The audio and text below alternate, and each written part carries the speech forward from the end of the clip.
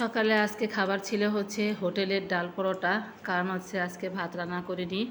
আসলে অনেকটাই বেলা হয়ে গেছিলো, আর ওরা হচ্ছে বায়না করতেছিল যে আজকে যেহেতু শুক্রবার একটুখানি হোটেলের ডাল পরোটা খাবো। তো ওদের কথা মতোই ডাল পরোটা নিয়ে এসে দিয়েছি, ওরা বসে বসে খাচ্ছে। এদিকে হচ্ছে ফুল গাছে এত এত ফুল ধরেছে, ফুল নেওয়ার মানুষ নেই। এত এত খারাপ লাগে যে ফুলগুলো শুধু এমনিতেই নষ্ট হয়ে যায়, একটু পূজাতে লাগলে অনেক ভালো লাগতো।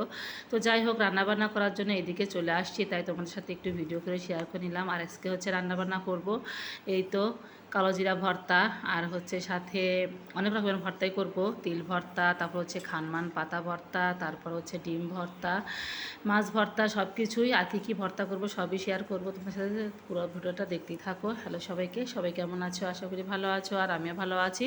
তো রান্না করতে কিন্তু বসে পড়েছি। এই তো রান্নাঘরে, একদম আমার খোলামেলা হাওয়া লাগানো রান্নাঘর।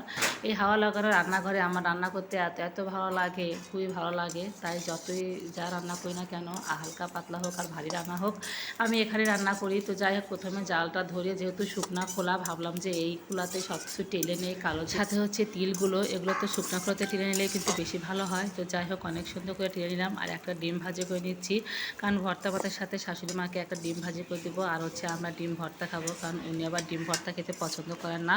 তো যাই হোক, ডিমটা ভাজি করে নিয়ে এখন হচ্ছে মরিচগুলো ভাজি করে নিলাম। অনেক অনেক শুকনো মরিচ ভাজি করেছি, কারণ আজকে একদম ঝাল ঝাল করে সবগুলো ভর্তা করব। আসলে এই ভর্তা খেতে বেশ কয়েকদিন হলে মনে চাইছে, কিন্তু আলসে করে করা হচ্ছে না। তো ভাবলাম আজকে যেহেতু করব, সব ধরনের ভর্তাই করব, যা যা মন চাই খেতে।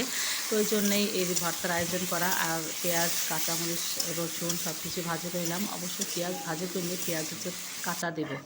আর এখানে হচ্ছে এই তো মাছগুলো ভাজি করে নিচ্ছি। আর মাছ ভাজি করতে করতে ভাবলাম যে কিছু কিছু ভর্তা করে নেই, কারণ কালো জিরা আর হচ্ছে ওই তো তিল, এই দুটো যদি ভর্তা করতে দেরি হয় না, তাহলে হচ্ছে এগুলো একদম ঠান্ডা হয়ে যাবে, তখন পাটায় পিষতে অনেক সমস্যা হবে। ওই জন্য ভাবলাম গরম গরম থাকতে একদম ফিনিশিং করে নেই। আর এই তো আমি তিল ভর্তা প্রথমে করে নিচ্ছিলাম। এত সুন্দর লেগেছে তিল ভর্তা, অনেক দিন পর তিল ভর্তা খাচ্ছি। তোমরা কে কে তিল ভর্তা খাও অবশ্যই কিন্তু জানাবে। তো তিল ভর্তা করে এখন হচ্ছে মাছগুলো ভাজি করা হয়ে গেছে, মাছগুলো ভাজি করে নিচ্ছি। কিন্তু মাছের মধ্যে অনেক অনেক কাঁটা ছিল, ওই জন্য আমি একটু ভালো করেই বেটে নিচ্ছিলাম, যাতে করে কাঁটাগুলো একদম ফিনিশ হয়ে যায়। আর মচমচ করে ভাজি করেছি মাছগুলো, যাতে কাঁটা না থাকে, একদম পাটার সাথে পিষে যায়। তো যাই হোক, মাছ ভর্তা করার পর আমি হচ্ছে কালো জিরা ভর্তা করতে করতে আবার এতে শাক ভাজিগুলো বসিয়ে দিয়েছি। খানমান পাতা তোমরা কে কে খাও? আমি কিন্তু খানমান পাতা নামেই চিনি। তো যাই হোক, খানমান পাতাগুলো অনেক সুন্দর করে ভাজি করে নিয়ে এখন হচ্ছে তো ভর্তা করে নিচ্ছি, পাটাতে অনেক সুন্দর করে গুছিয়ে নিচ্ছি। খানমান পাতা খেতে কিন্তু অনেক মজার একটা ভর্তা আর কি। তো যাই হোক, এই তো বাটা হয়ে গেছে। এখন রসুন বাটা, কাঁচামরিচ বাটা, আর সাথে হচ্ছে পেঁয়াজ কুচি, সরিষার তেল, খাঁটি সরিষার তেল, সাথে একটু লবণ দিয়ে হাত দিয়ে ভালো করে মেখে নিচ্ছি। আর এই খানমান পাতা আজকে হচ্ছে এই বছরে প্রথম খেলাম। তো যাই হোক, খানমান পাতা অসম্ভব মজা। আর এই তো বাটা ঘষা সব কমপ্লিট।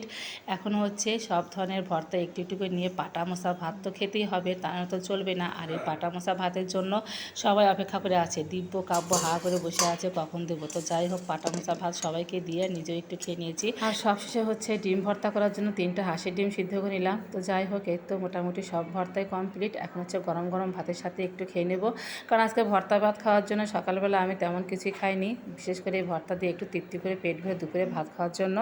তো এই তো আজকে কিন্তু মাছ ভর্তাটা বেশি মজা হয়েছিল, সাথে হচ্ছে খানমান পাতা। তো যাই হোক, কী মাছ ভর্তা তোমাদের সাথে কিন্তু এখনও শেয়ার করিনি। এটা হচ্ছে চান্দা মাছ, একটু বড় সাইজের। আর এই চান্দা মাছের ভর্তা অসাধারণ, খুবই মজাদার হয়েছিল। সেই স্বাদ। আজকের ভিডিওটা এই পর্যন্তই। ভিডিওটা ভালো লাগলে অবশ্যই লাইক কমেন্ট শেয়ার দিয়ে পাশে থেকো। টাটা।